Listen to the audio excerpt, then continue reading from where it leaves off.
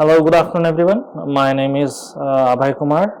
I am from Department of Artificial Intelligence and Data Science. Today we will be going to see different sorting algorithms. To start with, let's understand what is sorting. Okay, so sorting is nothing but it's kind of an method of having a particular numbers or elements in a sequence.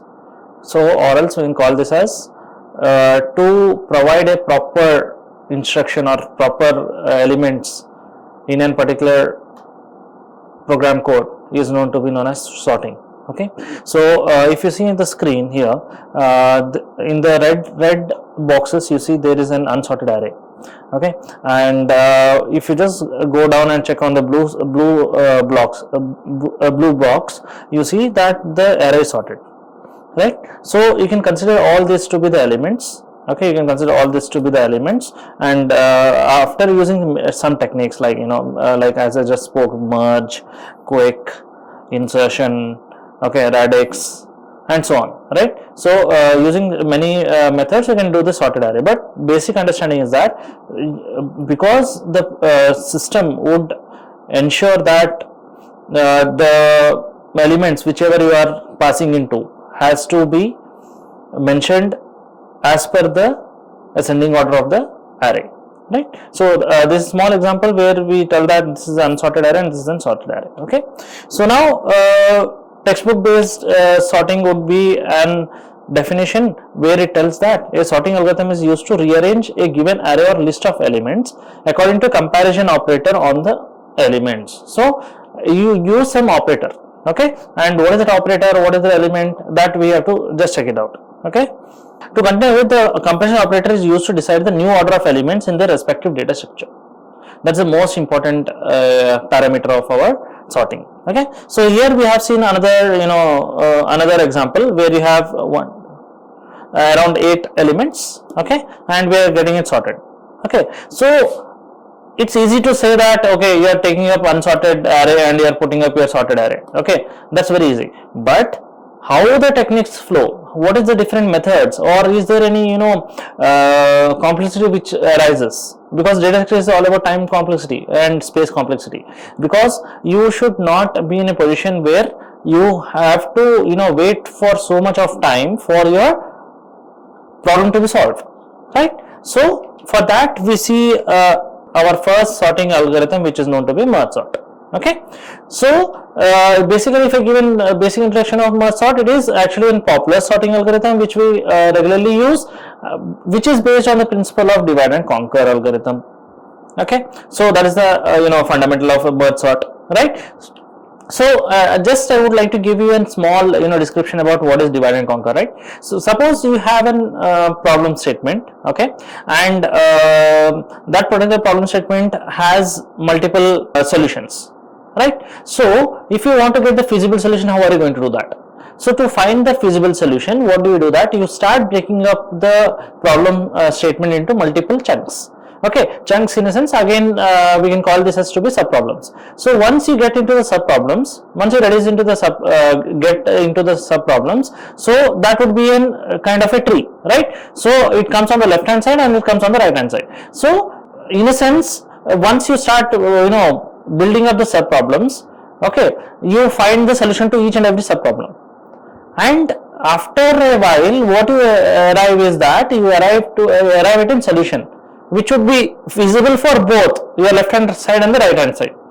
Okay, so when this final solution is when this particular path comes up, you are said that this is the final solution which can be applied to your left hand side and as well as on right hand side. Okay, so that's why we call that a problem is divided into multiple sub problems. Okay, each sub problem is divided individually. Finally, sub problems are combined to form the final solution. Okay, then after that, merge sort is defined as a sorting algorithm that divides by dividing an array into smaller subarrays. Very important line. Okay, dividing an array into the smaller subarrays, sorting each subarray and then merging the sorted subarrays back together to form the final sorted array.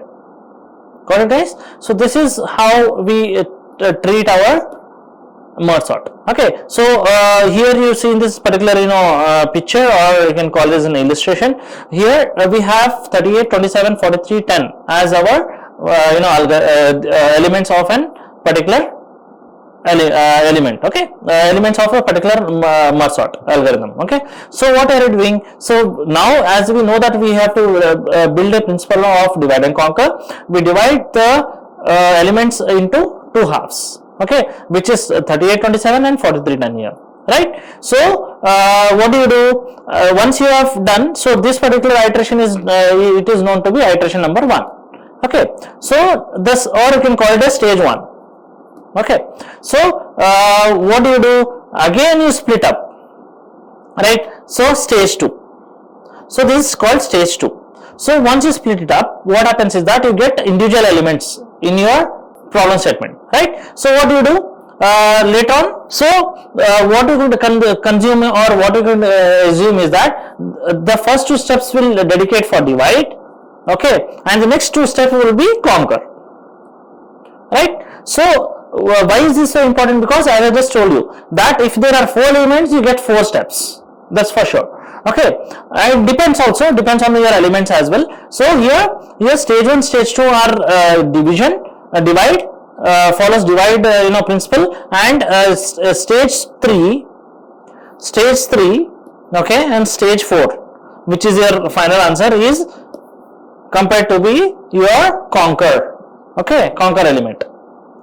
Okay, so now what you are seeing here 38, 27, 48 10. So what do you do? How do you start again sorting it based on the ascending order, right? Or whichever is the lowest element, that element is come first. So here 27 is there, 27, and 38 is there, and here there is 10, so 10 and 43. So your stage C confirms that, okay, I have done one level of sorting, right? But in the second or the last final step, what do? You start combining both of the left hand side and the right hand side, and then you tell that, oh, okay, I have few elements which are on the right hand side, so I have to get it on the left hand side, and then push according to the ascending order of the elements, right?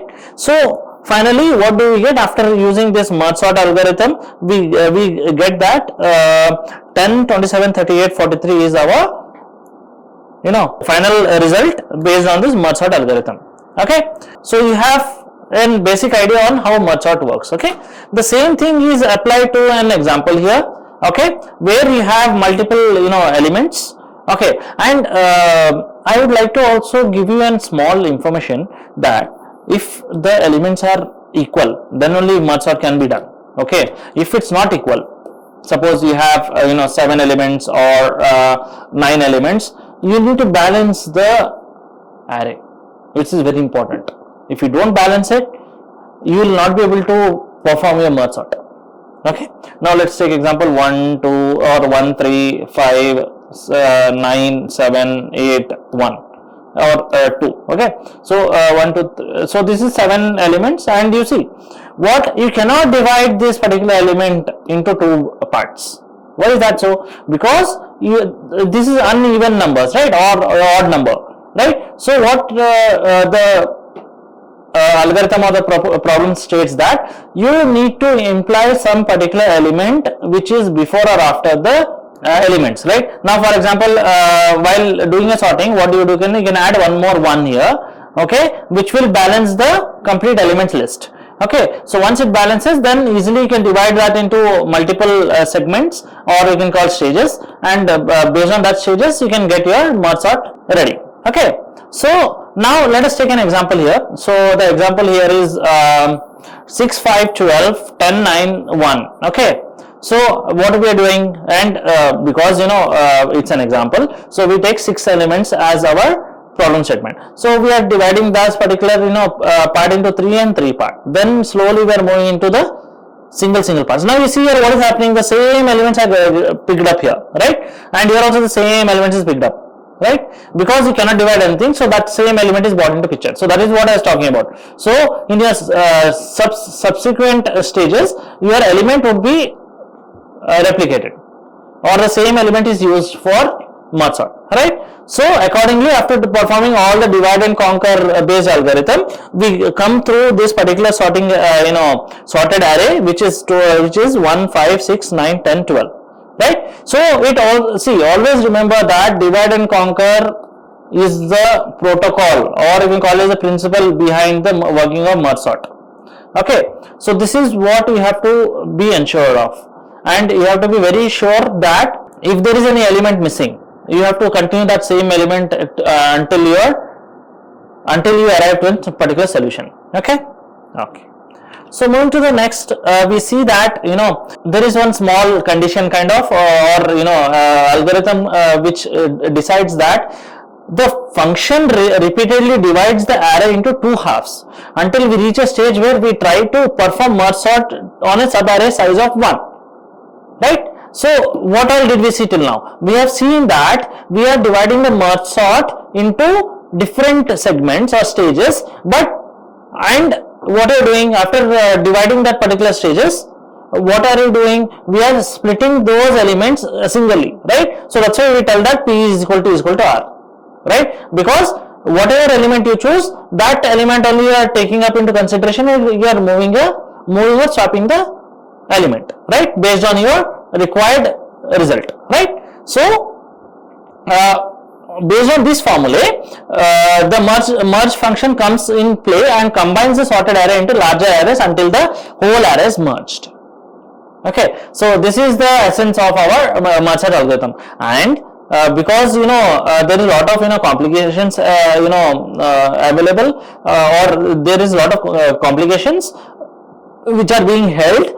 So what we have something called merge sort complexity, okay, where merge is big O notation of n into log n, worst is n into log n, big O of n into log n, average is also O of n into log n, right? And the space complexity O of n, because here n is just one number, guys. So what is happening here? Size of 1. So we are always playing with only the one size in the sense that only one element at a time.